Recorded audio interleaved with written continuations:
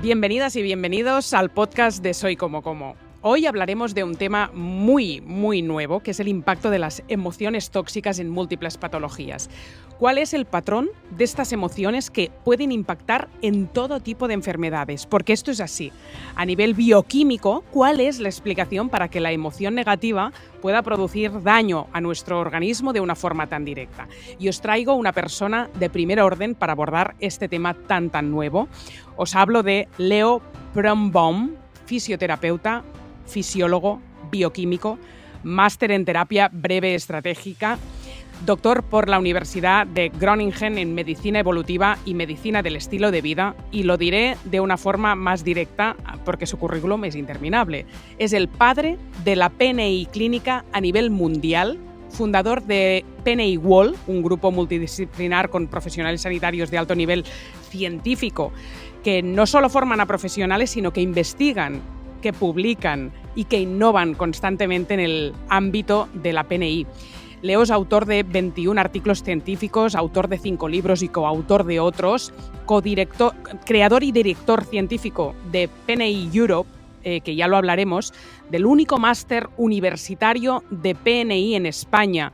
Y ha sido el padre de la PNI, de tantos PNIs que te pueden venir a la cabeza y que son de los más mediáticos y también mejores profesionales que tenemos en nuestro país en estos momentos. Él fue el primero, él fue el pionero que introdujo la formación y toda esta novedad de la llamada medicina funcional en Estados Unidos, mal llamada medicina integrativa en España, porque algún día se tendría que llamar medicina y punto. Hoy el máster de Leo se está dando en más de 12 países, además de España, Turquía, México, Argentina, Suecia, Holanda, Austria, Alemania, Suiza, Bélgica, Italia. Y es un hombre que cuando se pone, porque padre de 4 hijos, aparte de todo lo que he dicho, habla 7 idiomas y hasta había jugado en la primera división holandesa de fútbol. Enseguida os lo presento, como siempre. Nos acompaña Naturs Plus, nuestro patrocinador de confianza del podcast de Soy Como Como, y como siempre os digo también en la comunidad de Soy Como Como en exclusiva. Te espero con contenido de alto valor en alimentación, en salud integrativa. Me ves en Instagram cada semana, pero vamos a fondo con los temas que por ahí voy, pues de una manera más superficial, lógicamente, con masterclass también, con muchos PNIs cada mes, sentando las bases también para tener una buena salud y una buena alimentación, y ahora también con descuentos del 15% en mi nueva línea de productos saludables como comofoods.com. Ahí te espero también, pero dentro de la comunidad lo verás en soycomocomo.es, pues con todo lo que te he contado. Leo, bienvenido al podcast. Muchas gracias, Nuria, por la invitación, que sé que llevamos tiempo persiguiéndonos, ¿no? Sí, pero sí. Bueno, por fin hemos llegado al inicio del fin. Como me dice Cristina Pallisé, que bien conoces, a veces cuando gente top quiero que pase por el podcast me dice, pero has insistido, porque el no ya lo tienes, y a veces a mí me cuesta ser pesada, pero hubo un momento ya que pensé, lo tengo que conseguir a Leo. Y hoy vamos a hablar de un tema apasionante. De hecho, hace un tiempo que ya empiezo a hablar mucho del trauma y de las emociones y he abierto un poco el abanico y no solo hablo de nutrición, por necesidad personal, por interés, porque soy curiosa como buena periodista, pero sobre todo también porque empieza a haber un vínculo muy directo que ya podemos contar mejor que antes seguramente de cuánto nos pueden enfermar las emociones. Y me parece brutal que de distintas maneras empecemos a abordarlo. Y este es uno de los temas que vamos a comentar hoy. Cuenta un poco por qué hay este vínculo y por qué es tan importante para la salud tener buenas o malas emociones.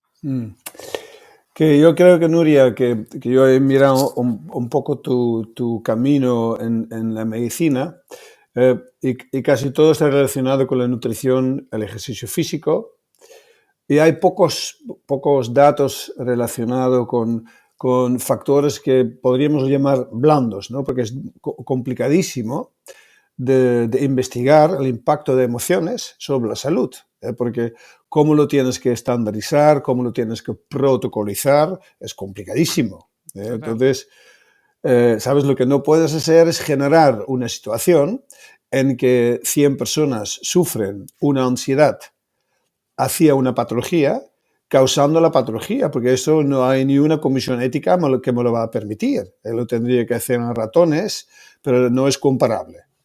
Entonces, ¿cuál es la mejor forma de deducir el impacto de las emociones?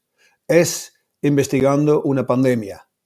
Y eso es una suerte que nuestra generación ha tenido, porque nuestra generación no ha tenido nunca ni una pandemia, ni una guerra mundial.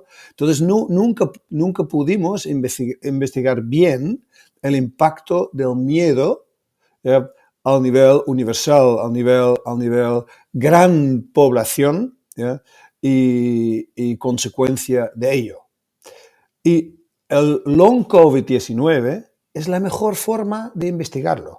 Porque ahora tenemos de repente una población de millones de personas que están sufriendo una patología después de una afectación viral.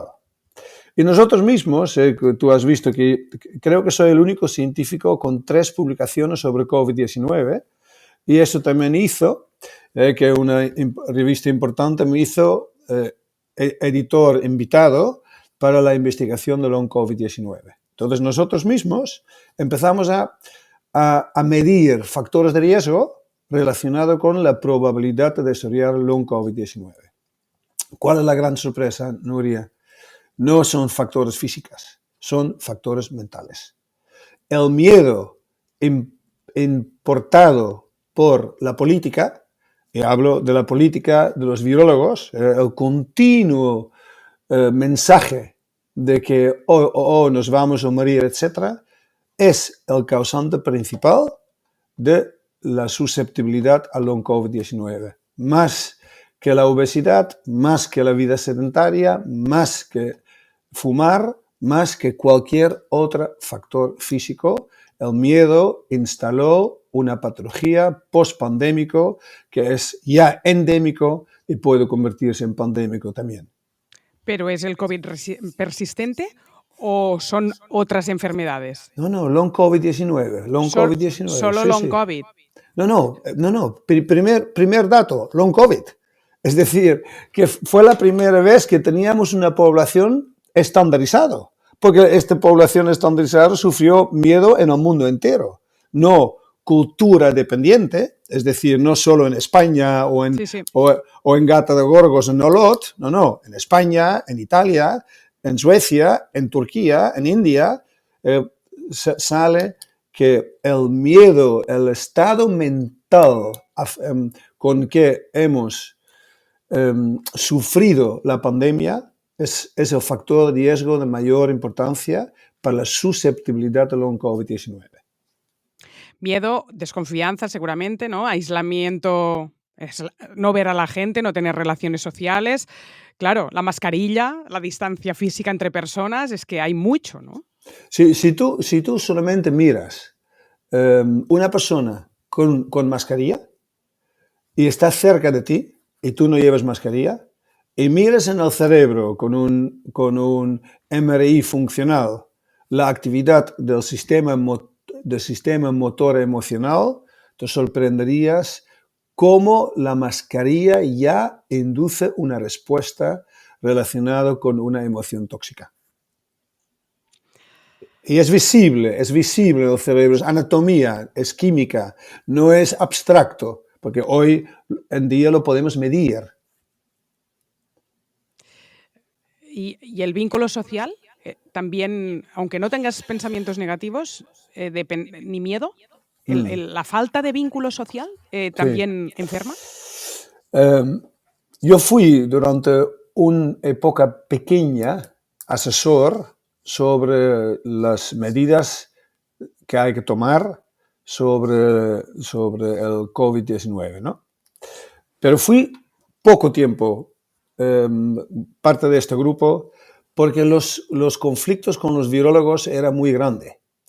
Porque en biología es cierto que es muy normal que cuando hay una patología infecciosa que induce un cierto nivel de miedo en el ser humano, que hace que su conducta se adapta a menor posibilidad de infectarse. Pero yo dije a los virólogos, pero cuidadín, porque existe una cosa que se llama el sistema inmune social. Y ese sistema inmune social es el sistema inmune que simultáneamente nos protege contra los virus. Porque los virus abundan cuanto mayor es el número de vectores que pueden infectar. Entonces, cuando somos 100 personas, es cuando en estas 100 personas hay literalmente peligro viral.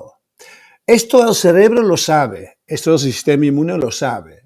Nada más que los sentidos vean 100 personas, instantáneamente los T linfocitos, las células inmunes capaz de producir interferona, viajan al cerebro, generan interferona gamma, nos genera una conducta social y nos protege contra virus. Entonces, el aislamiento prolongado que ha sido provocado por desconocimiento político, porque vamos a llamarlo así, seguramente ha creado muchísimos muertos, porque este aislamiento mismo ha torpedeado nuestro sistema inmune antiviral y ha nutrido el sistema inmune antibacteriano.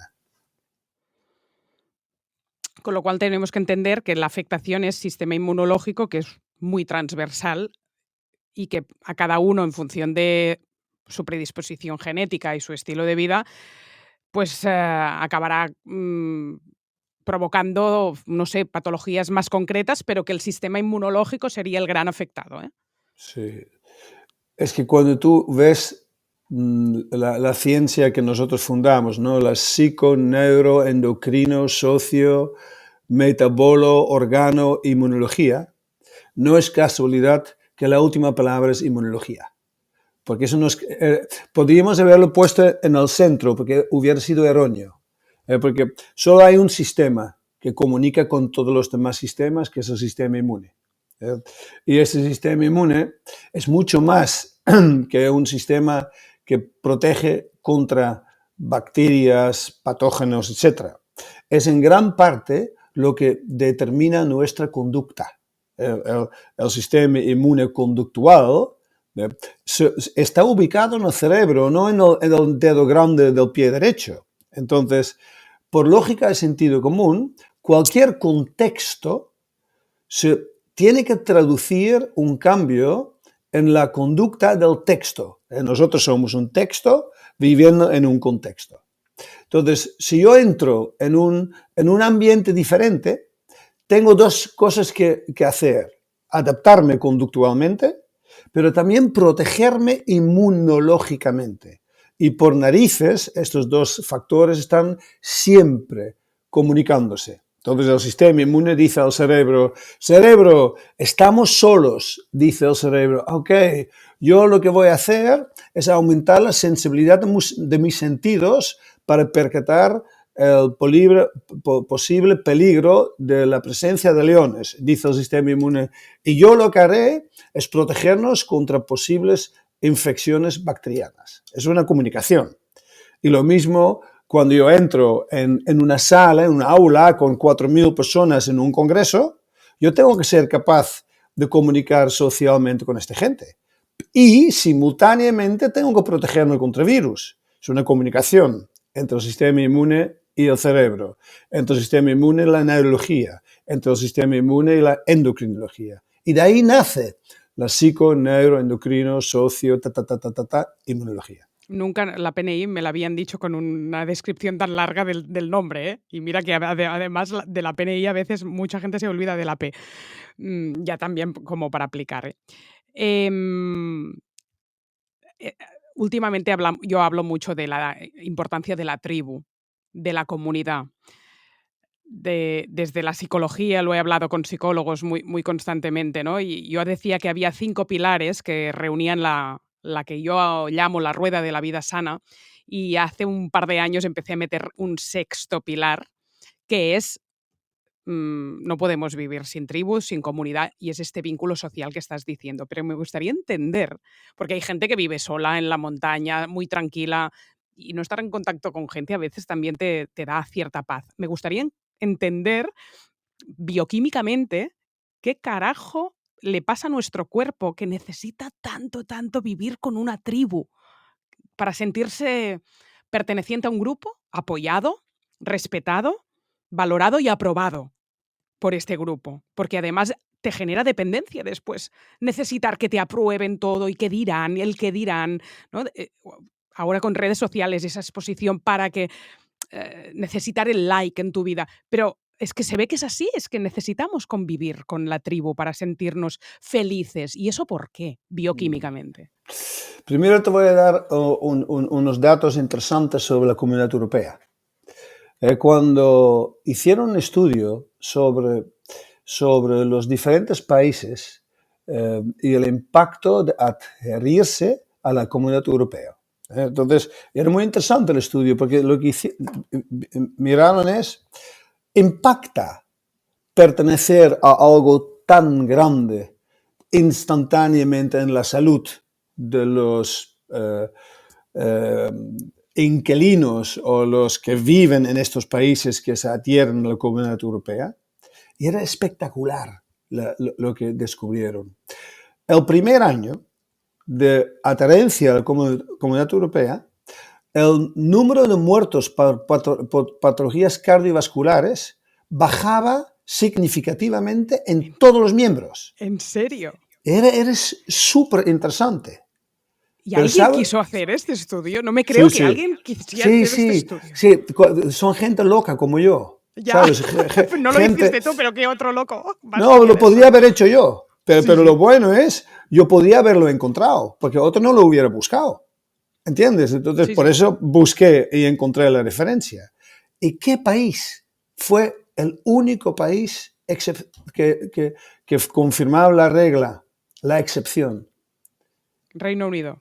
Exactamente. Es flipante. ¿Sabes? Nunca han sido parte de la Comunidad Europea y nunca quisieron ser parte de la Comunidad Europea. Y la gente viviendo ahí lo expresaron de que no, nosotros somos del Commonwealth. Ya tenemos nuestro imperio. Seguimos siendo reinas de India, de Australia, de Nueva Zelanda. ¿Para qué tenemos que pertenecer a una cosita tan pequeña que es la Comunidad Europea? Entonces, imagínate lo importante es pertenecer. Vamos a reducir la palabra tribu. El tribu humano no es una ciudad de 4 millones de personas. El tribu humano siempre ha sido entre 15 y tal vez 100 miembros de la familia, etc. Entonces, observamos el impacto de no pertenecer, porque primero tienes que saber los que estén bien viviendo solo, si tú has dicho, una persona solo en la montaña y llega a los 100 años, dice, che, ¿cómo puede ser? Mientras que el vínculo con otras personas tiene la importancia que tiene. Claro, porque no se sienta solo. Es que es una cosa muy diferente. Sentirte solo o estar solo no tiene nada que ver. ¿Sabes? La soledad es tóxico. De vez en cuando estar solo no pasa absolutamente nada. Yo tengo muchas veces humanitis. ¿Sabes? Que viajo por todo el mundo, doy clase, estoy en Argentina con 100 personas, yo a las 6 cuando termino huyo de la gente. Quiero estar solo. Digo, déjeme por favor en paz un ratito, ¿entiendes? Pero no tiene nada que ver la soledad, porque la soledad, eso es tóxico. Entonces miramos lo que hace la soledad y lo comparamos con fumar. Fumamos 20 años 20 cigarros y lo comparamos con las personas que se sientan solos en este mundo. La probabilidad de un infarto cardíaco por soledad es 3,4 veces mayor que la referencia y el tabaco solamente 1,2 veces. Hostia, entonces la soledad tiene que tener un impacto tanto a nivel anatómico como a nivel químico como a nivel inmune tremendo. Ahora querías saber el camino. ¿Cuál es entonces el camino? Es muy simple. Verdaderamente, anatómicamente, las personas con soledad expresan en sus glándulas linfáticas, un mayor número de terminaciones neurológicos del simpático. Significa, persona con un gran red social tiene 4 veces menos inervación simpático en sus glándulas linfáticas que la persona que se sienta solo. 4 veces, que es muy significativo. Y la hiperactividad simpático es proinflamatorio, que ya tenemos uno. Al revés, la persona con soledad cambia por completo su microbioma intestinal. Un microbioma que no por la comida, no por la comida, por la soledad cambia el tipo bacteriana en prointerferona gamma, que es prosocial, a más TNF-alfa. El TNF-alfa es antibacteriana, interferona gamma es antiviral. Significa que tanto a nivel químico como a nivel anatómico la persona se prepara para ser atacado por un depredador. ¿Okay? Pero ahora suponte que esta persona está con nosotros cenando en un restaurante de 400 personas y su anatomía es una persona sola. Su química es una persona sola, su inmunología es una persona sola. Esta persona sale de este restaurante con COVID-19, con un virus de Epstein-Barr, con herpes simplex, con herpes zoster. ¿Por qué?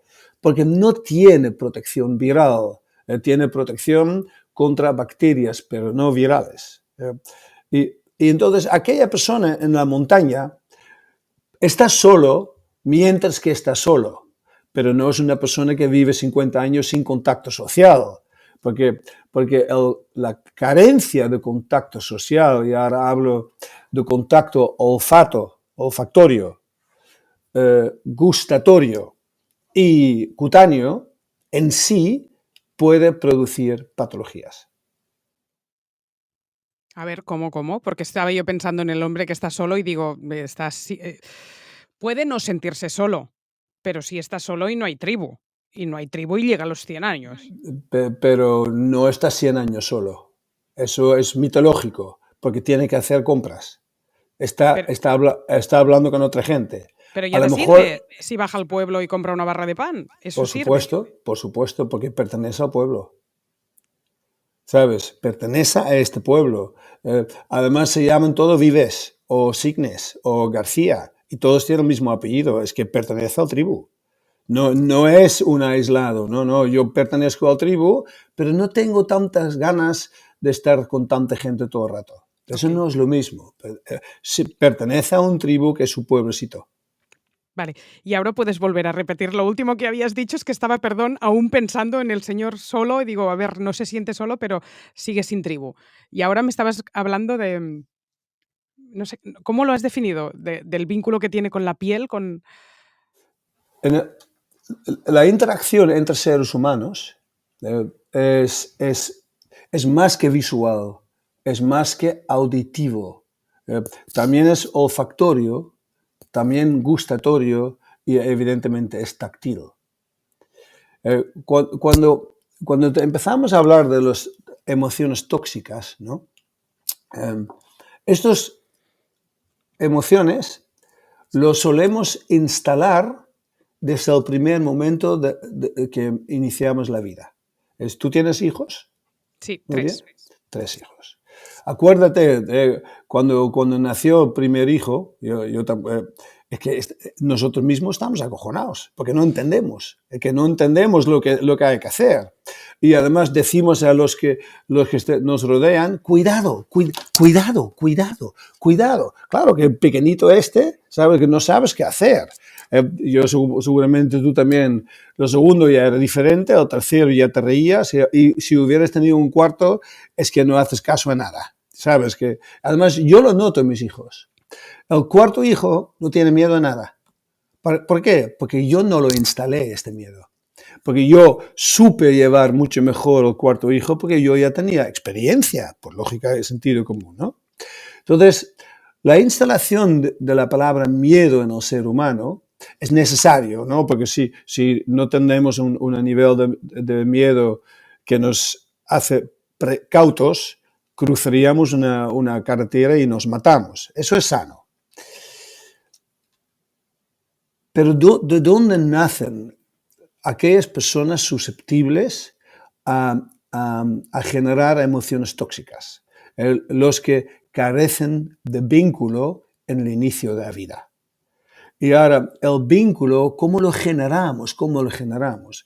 No lo generamos a través de la vista, tampoco lo generamos a través del oído, lo generamos a través del olfato. Solo, porque sin el tacto, el cariño, los abrazos, los besos. ¿Sabes qué? Si tú naces y una comadrona es muy simpática y muy cariñosa, yo no me vinculo con ella. Aunque el contacto cutáneo es muy, muy guapo, muy acogedor, yo empiezo a llorar. ¿Sabes por qué? Porque no es mi madre, no es mi tribu. ¿Y cómo lo sé? Lo sé por el olfato. Y lo sé, es un factor completamente olvidada, ¿no? Lo sé por el gusto. Porque en el momento que yo que rápidamente puedo chupar el pecho de mi madre, ¿sabes qué percato? Percato los nutrientes que yo recibí durante el embarazo. Y estos nutrientes tienen un gusto. Y este gusto dice, hostia, esa es mi madre. Eso es mi madre. Ah, eso es mi madre. Porque yo conozco estos gustos. Porque eso es lo que mi madre comió y ahora está en la leche materna. Y simultáneamente, como yo estoy cerca de mi madre, porque estoy viviendo encima de ella, la huelo. ¿Y qué huelo? Huelo su oxitocina. Cuidadín, la oxitocina tiene un olor muy potente. Pero también puedo oler adrenalina, porque la madre con una depresión postnatal huele diferente. Es como si fuera que mi mamá me rechaza, porque huelo adrenalina, huelo no adrenalina. ¡Qué extraño! El gusto es mi madre, pero el olor es una persona que tiene miedo o está cabreada. Primer conflicto en el bebé, es el primer conflicto. Eso ocurre con las madres con depresión postnatal. Si es mi madre, huelo su oxitocina, huelo su sistema inmune, que es el mío, porque yo soy hijo de ella, y saborea que es ella. Hostia, vínculo súper potente. Este vínculo a través de los únicos sentidos maduros cuando yo nazco, porque yo no veo bien, escucho muy mal, pero huelo bien, sé oler 100% todo lo que huelo, sé saborear, lo único que no sé interpretarlo, pero no pasa nada, yo lo reconozco porque yo lo he percatado en el útero.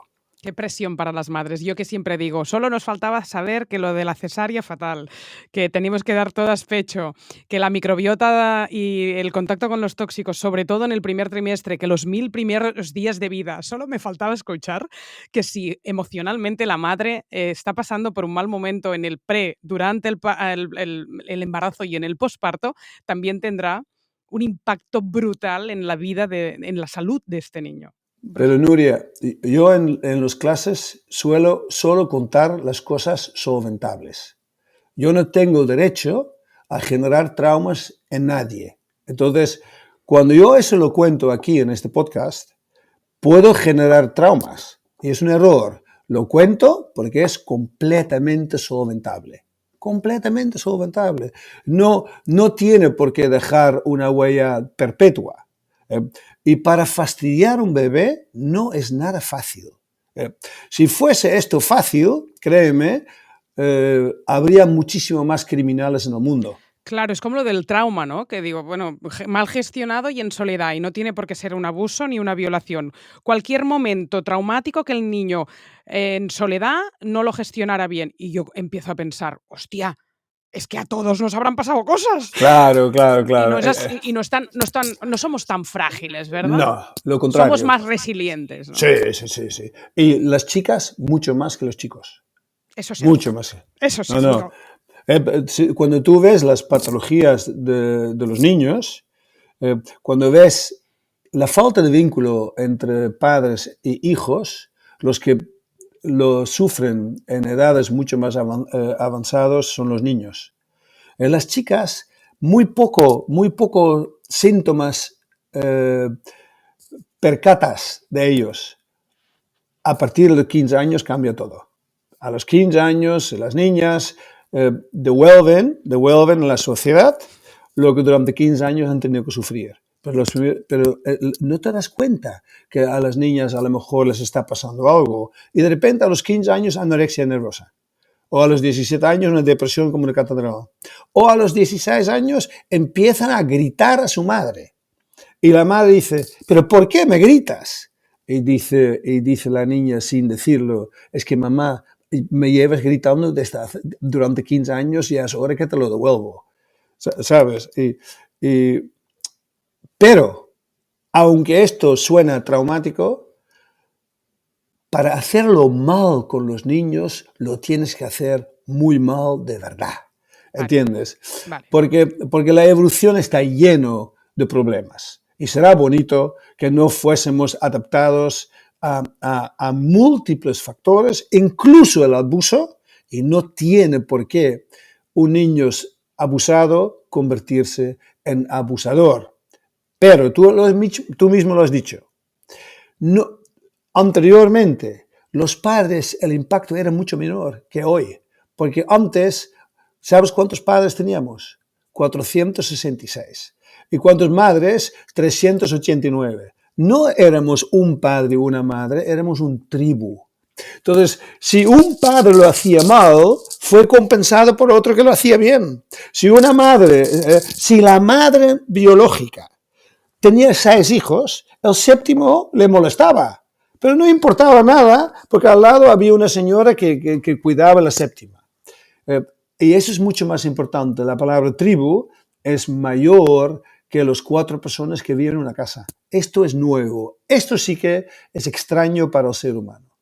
Y viviendo en un tribu, difícilmente nos enfermamos.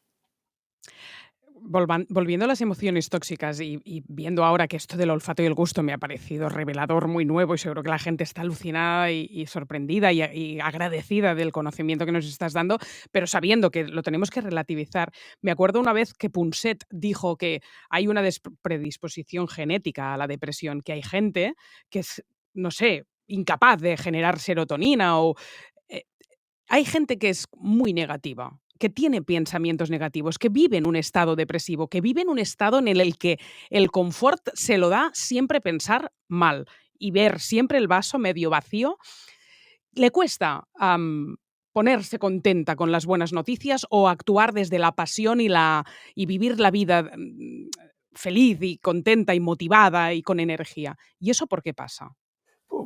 El Pucet, ¿a qué genes refirió? ¿A No cuántas genes? ¿A cuántas genes? ¿Una? No. No existe la depresión monogenético. Si existen las depresiones genéticas, que es determinismo genética, tienen que ser mínimo 4 polimorfismos de 4 genes con un impacto vital tremendo. La probabilidad que sufres estos 4 genes, este polimorfismo simultáneamente, es 1 sobre 1.000.000 de personas. Okay. Entonces, a mí no me cuenten que las depresiones son genéticas. Las depresiones, hay una susceptibilidad genética que puede hacerse manifiesto en el momento que el mundo lo tiene que hacer manifiesto. Pero ahora, Nuria, yo vengo de una familia, yo he sufrido de pequeño bastante abuso, ¿ok?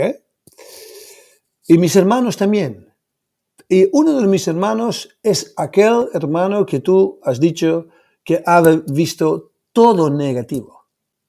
Pero ¿sabes qué? Sobrevivió. ¿Y sabes qué? Fue cauto. ¿Y sabes qué? Ya no encontró nadie que abusó sexualmente de él. ¿Y sabes qué? Pudo hacer una vida jodido al nivel, entre comillas, felicidad, pero sobrevivió. Entonces, cuando hay personas que percatan continuamente lo negativo, tenemos que plantearnos, sí, pero ¿cuál es su origen? ¿Qué es lo que ha tenido que sobrevivir?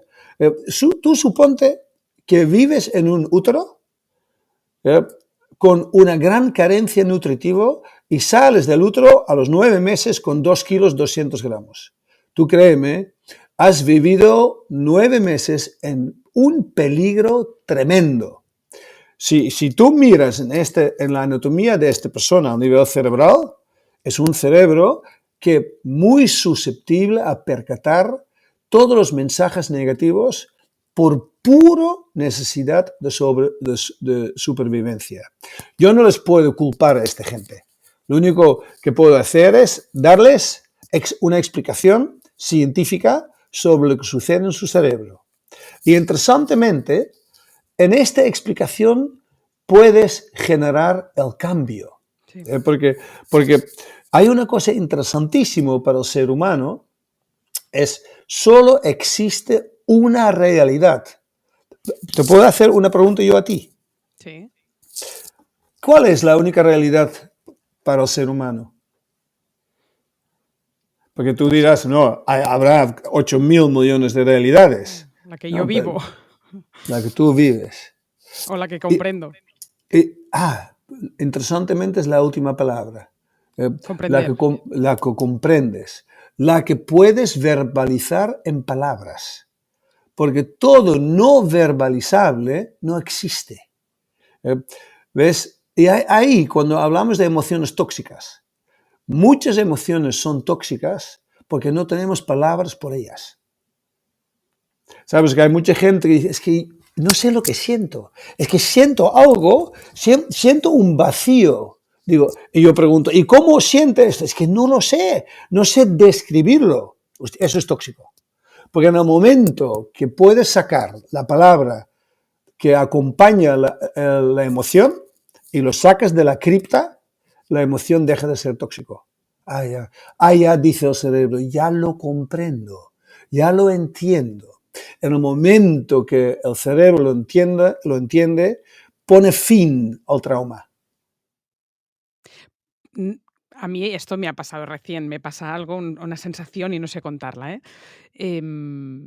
pero en cambio, si me baso en los 7 pecados capitales, yo que hacía teatro cada año, yo hacía un personaje distinto, un año me tocaba ser la envidia, otro año la ira. Es decir, que emociones tóxicas, ¿cuáles son esas que nos enferman? Porque a veces pues estarán entre la rabia, la ira, la envidia, las que ya conocemos, ¿o no? ¿O hay múltiples de estas de me pasa algo y no sé contarlo? No, escucha. La ira solo es tóxico cuando dura demasiado tiempo. El miedo solo es tóxico cuando dura demasiado tiempo. La envidia solo es tóxico cuando dura demasiado tiempo. La palabra tiempo es clave. No pasa nada que una cosa te produce un poco de miedo, mientras que no sea duradero. El tiempo número uno. Es lo que nos enferma, el tiempo con una emoción tóxica. El tiempo. Y lo segundo es el valor que lo damos. El dolor es una emoción, como hambre es una emoción, como sed es una emoción. La palabra emoción viene del latín emovere, y emovere significa yo me muevo, no es más. No es más. Entonces hay muchísimas emociones. Cuando la gente me dice, yo el otro día tenía un paciente, dice, tengo un problema grave, Leo. Digo, ¿qué es? Es que no tengo emociones. Digo, qué interesante. Digo, eres la primera persona en el mundo sin emociones. Dice, es que yo no siento nada. Digo, entonces no sientas frío. Eso sí, digo, es una emoción. ¿Y no sientes calor? Sí, también es otra emoción. ¿Y no sientes hambre? También puedo. Digo, sientes, ¿sabes?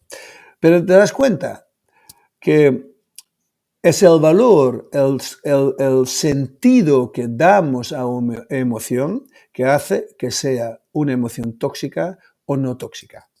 Cuando el miedo tiene sentido, no pasa nada. Cuando la ira tiene sentido, no pasa nada. Cuando la envidia tiene sentido, no pasa nada. Cuando la vergüenza tiene sentido, no pasa absolutamente nada. Solo pasa si sumamos a la emoción tóxica un pensamiento tóxico, porque el pensamiento tóxico convierte la emoción en tóxica. ¿Y hay algunos órganos que quedan más afectados que otros del cuerpo? ¿O algunas patologías más allá del sistema inmunológico que hablábamos al principio? Sí.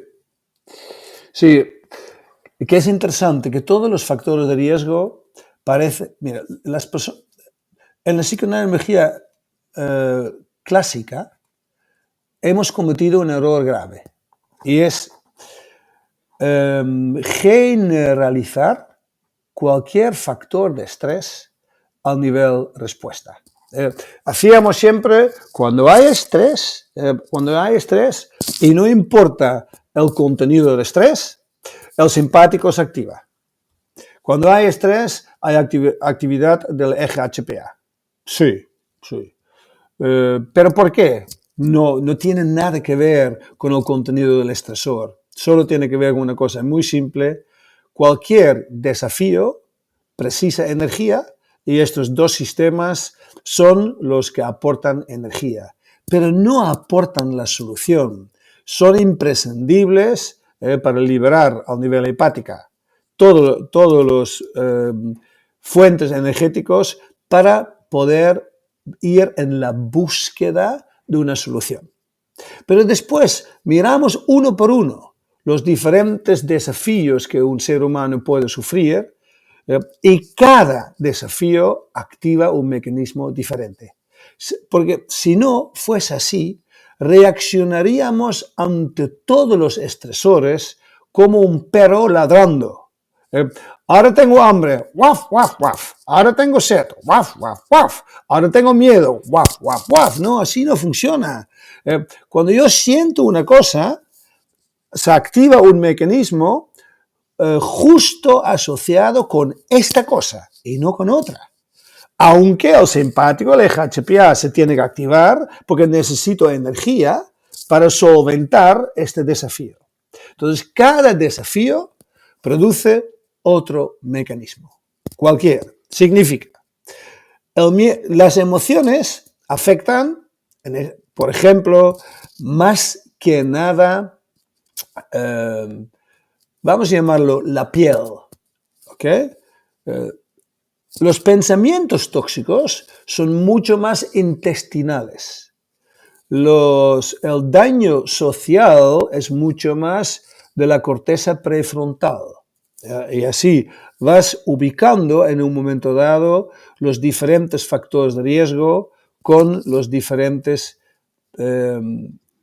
partes corporales. Eso en la medicina tradicional chino fue empíricamente, el hígado era la ira, etc. No, para esto no hay evidencia.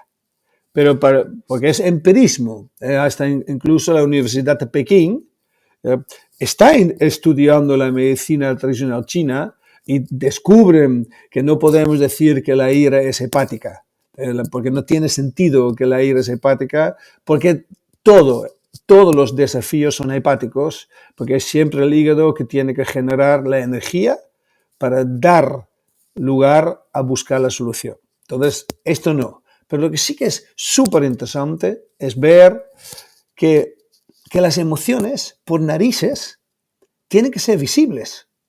Entonces será bonito que la piel de la cara no la expresara. ¿Sabes? Porque ¿cómo tengo que comunicar a otra persona que siento lo que siento si no lo ve? Tendrá que verlo. ¿Cómo lo haces visible? Con la mímica.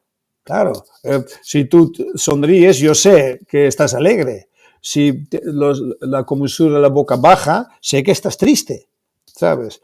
Pero no solo en la musculatura, el sistema motora emocional se enseña, también en la calidad de la piel, en el tono de los adeductores de las piernas, el tono del abdomen, porque el sistema motora emocional enerva muy específicamente toda la musculatura y tejidos relacionados con la conducta emocional. ¿Ves? Entonces tú misma dirás, ¿cuál es? La emoción es miedo y miedo es huida. Primero es huida. O lucha. Dice, entonces, por lógica y sentido común, Nuria, cuando yo estoy acojonado y tengo que pelear, ¿cuál es el arma más potente que tengo yo a mi disposición para sobrevivir?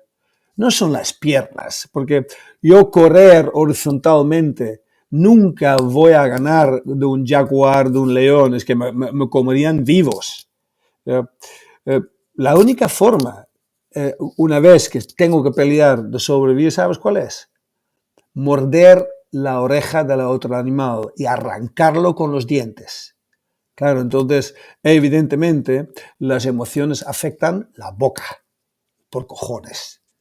La dentadura, la saliva, todo lo que es la salud periodontal, eso es emoción.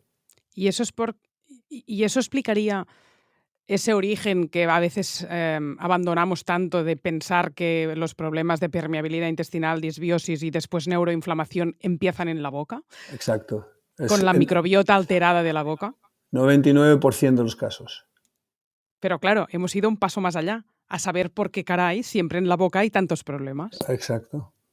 Por una cosa que sienten todos los seres humanos, que son emociones. Qué fuerte.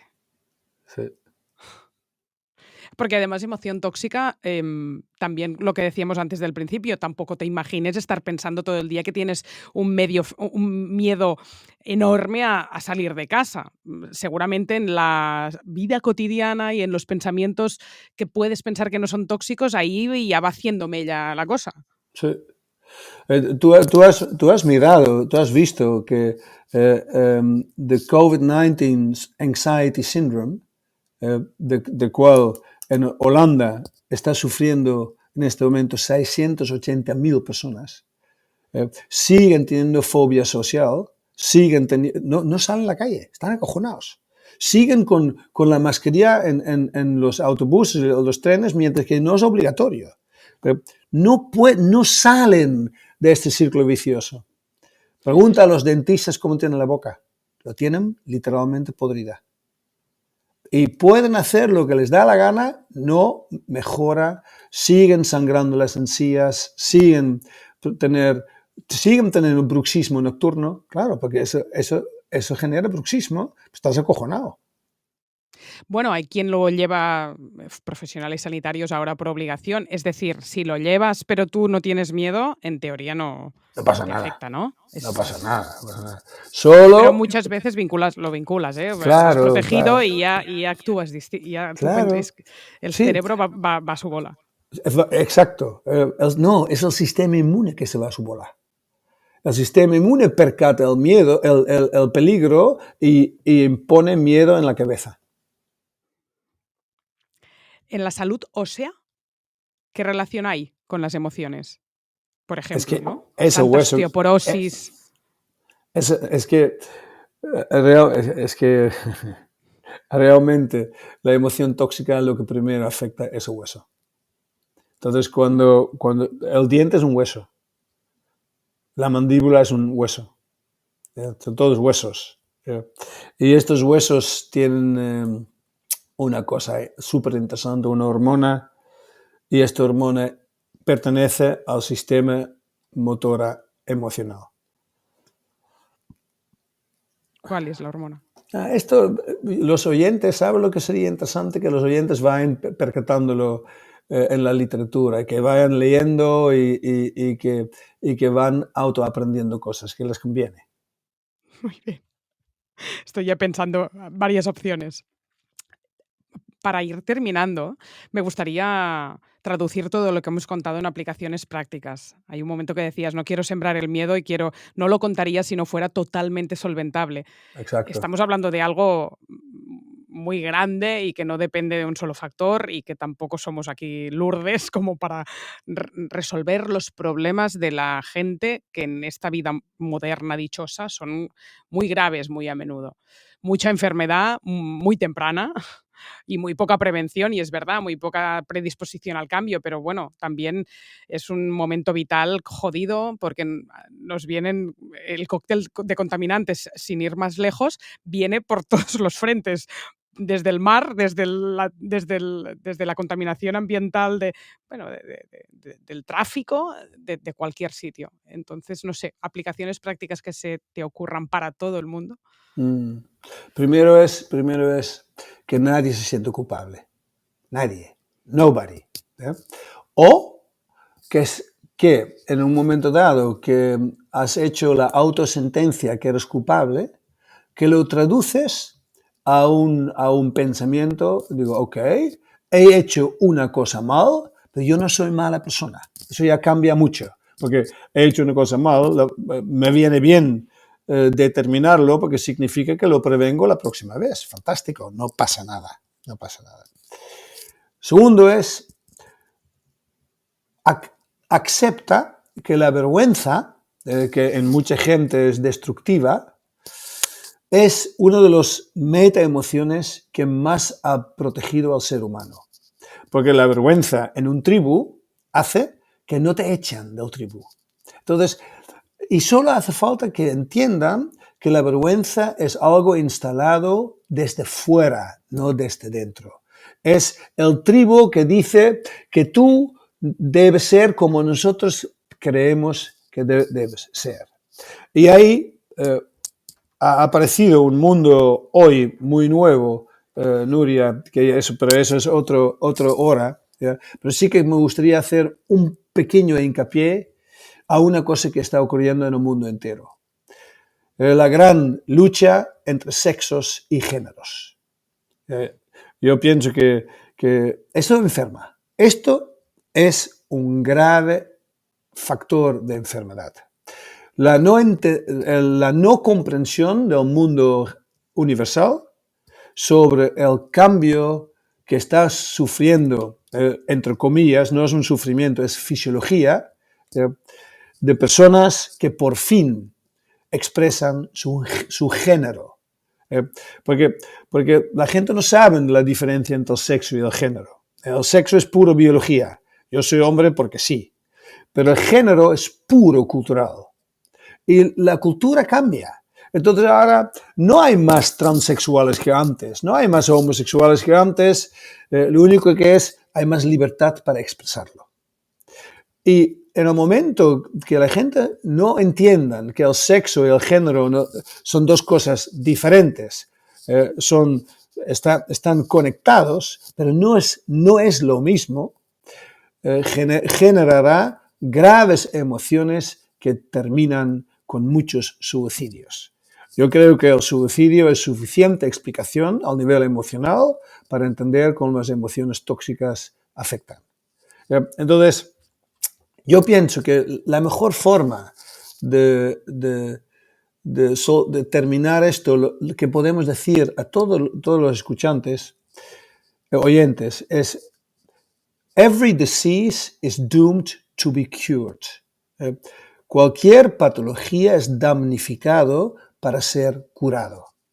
Y si salimos de este convencimiento, además publicado por el editor del New England Journal of Medicine, la revista más convencional que existe. Y el editor, que yo creo que tiene 496 años, es más viejo que Metusalem, ¿no? Lo dijo: every disease is doomed to be cured. Y eso es aquí también. No hay patologías incurables. Solamente hay personas que impiden esta cura por no creer en ello. Comprensión, comprender. Es uno de los grandes tips que hoy nos llevamos, porque lo has vuelto a decir ahora, cuando nos falta esta libertad para decir abiertamente qué queremos ser a nivel de género o de lo que nos dé la gana en la vida.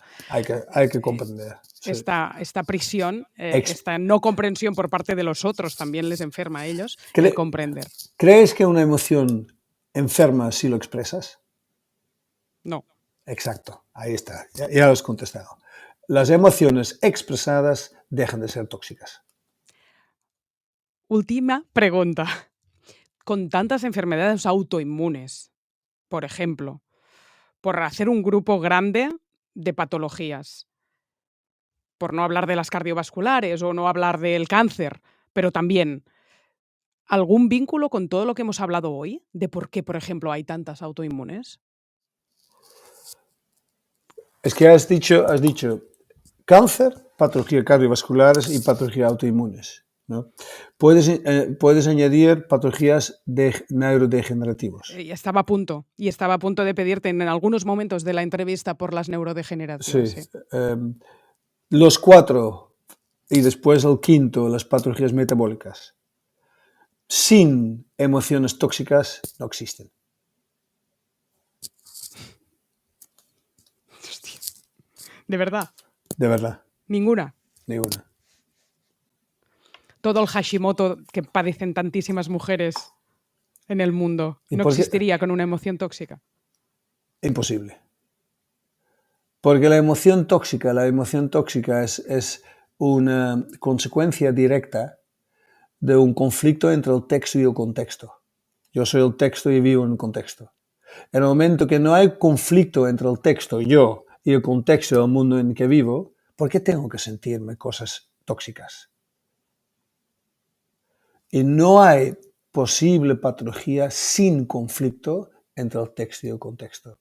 Porque cuando no hay conflicto, yo como texto me adapto en tiempo récord a cualquier contexto en que me muevo.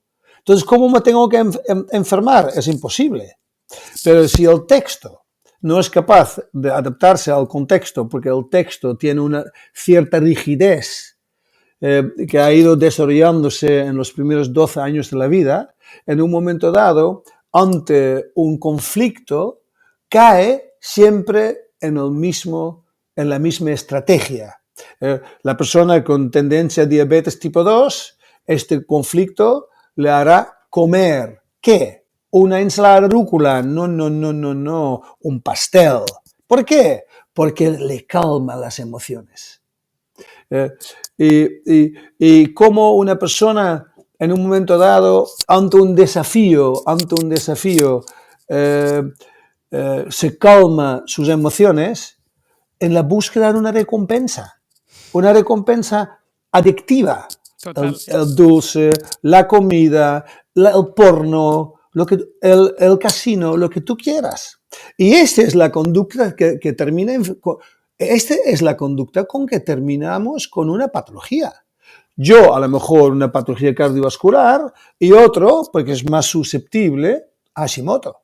Claro, Hashimoto, falta de yodo, de acuerdo, falta de selenio, también de acuerdo. Hashimoto la mejor forma de definirlo es un red meat allergy. Es una alergia a la carne roja realmente. Si me dices una definición, esto es. Pero si yo tengo una persona felizmente feliz, que come carne roja, maneja bien los pensamientos, las emociones, la probabilidad que esta carne roja le enferma es reducido significativamente. Yo no he dicho que cero, pero sí que he dicho que muy difícil enfermarse. Puedes ser feliz y tener mucho estrés, o para ti no puede ser, porque todo lo que hemos hablado de emociones y miedo tiene que ver con este estrés crónico sostenido que, en teoría, hasta hoy era lo que creíamos que más nos enfermaba y que ya no sé si la emoción pasa por encima del estrés en el podio o es que estamos hablando de lo mismo. No, es que el estrés no es estrés cuando emocionalmente es una cosa que disfrutas. Yo trabajo un montón, tú trabajas un montón, pero el trabajo a mí no me enferma. Lo contrario, me sanea. ¿Por qué? Por una simple razón, porque disfruto. Y además lo expreso, mi disfrute. Porque es otra cosa. No solamente hay que expresar lo negativo, también hay que expresar lo positivo. Yo con la gente que trabaja conmigo les doy piropos continuamente. Además no les digo, qué bien hecho. Digo, no, lo has hecho tan bien que yo me siento fantástico. Imagínate la diferencia del mensaje, ¿eh? Lo has hecho tan bien que yo me siento fabuloso. Bueno, Hostia. la gratitud es una de las claves también del anti-aging, ¿eh? Curativo, ¿eh? Es curativo, es La gratitud, curativo. Sí, agradecer, sí, sí, sí, ser agradecer. agradecido. Exacto. Ahora sí, ultimísima, te invitaré otro día a venir si algún día quieres volver, Leo, un año de estos, cuando tengas nuevos estudios y tal, porque la gente seguro que se está quedando con las ganas de más. Pero una última, ahora sí, has dicho en un momento lo que te pasa en los primeros 12 años de tu vida es fundamental, con lo cual, mensaje para todas las madres y padres que nos estén escuchando, ¿qué tipo de educación para ser resiliente, flexible y tolerante de pensamiento y estar preparado para la vida? ¿Qué tip le podrías dar a la gente que somos madres y padres para que sus niños tengan esta fortaleza, la fortaleza de ser un texto súper capaces de adaptarse a un contexto? ¿Qué hacemos con ellos? Protege la espalda y déjales libre. ¿Entiendes lo que acabo de decir? No lo sé, si lo entiendo. Mira, el país donde los niños tienen el mayor nivel de resiliencia es Finlandia. Dices, Finlandia, qué extraño. Sí, porque the roaming space, el espacio de poder jugar libremente de los niños en Finlandia, es, en comparación con España, 10 veces mayor. Lo que te estoy diciendo es lo siguiente. Yo tengo un hijo y este hijo tiene que jugar libremente, solo, sin protección de sus padres. ¿Y qué ha ocurrido en los últimos 30 años en España? Que la distancia literal del movimiento libre de los niños ha reducido casi 90%. Es la pera. Hoy, en el hospital universitario de Madrid, hay más niños ingresados que han caído de la cama que de un árbol. Cuidadín, esos son datos duros, niños que han caído de la cama en el hospital y los niños tienen que caer de un árbol. Entonces, una cosa es cuídales su espalda, pero déjales el espacio libre que les pertenece, porque si no, no van a poder con el mundo de mañana. Nosotros, padres, continuamente contamos cuentos de hada a los niños. Es como si fuera que todo está bien, en casa todo está bien, pero después se dan cuenta, en el primer año del colegio, sus mejores amigos en el segundo año son sus enemigos número uno. Dice, hostia, y los niños están acojonados. Déjales libre, que aprendan y que no sea ni sobreprotegido ni infraprotegido. Y eso es basado en libertad de movimiento. No es tan difícil este consejo, déjales libre. Yo los fines de semana, no todos, voy con mis 4 hijos, lo hacemos ya desde hace muchos años, les pongo en un bosque y Fanny y yo nos separamos de ellos. Y ellos tienen que volver al lugar de inicio. Es súper chulo. Cuando era más pequeño estaban acojonados. Y la mayor, Marcela, haciendo de líder. Ahora Miguelito de 7 años lidera a los 4. Dice, yo ya sé el camino, ¿sabes? Significa, ellos no saben que nosotros estamos mirándoles, por supuesto, pero no lo ven. Claro, porque vamos a bosques de vez en cuando muy oscuros. ¿De dónde vienen las fobias, Nuria? Las fobias vienen de falta de contacto con el peligro en el inicio de la vida. Si tú vas con tus hijos a la montaña de cuando son pequeños, de mayor no tiene fobia a la altura, porque ya lo conocen. Ofrece a los hijos el mundo tal como es y serán resilientes. Leo, un placer. Ha sido brutal. Muchas, muchas gracias. Y hasta otra ocasión. Yo os recomiendo que miréis la información de cada año cuando sale el máster de PNI que Leo dirige. Ya no está al pie del cañón dando todas las clases para nada.